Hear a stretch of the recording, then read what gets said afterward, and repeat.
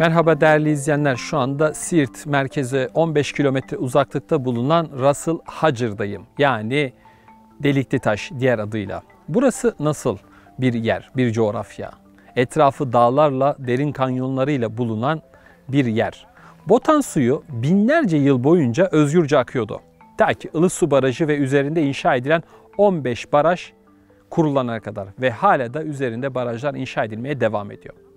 Daha önceki yıllarda Botan'ın suları Ras-ı Hacır'ın kanyonlarına, onların taşlarına özgürce çarpıyordu ve ta Dicle'ye varana kadar. Barajların inşa edilmesiyle birlikte Siirt'in mikro ikliminde önemli bir değişim yaşandı. Bugün onu konuşacağız biraz.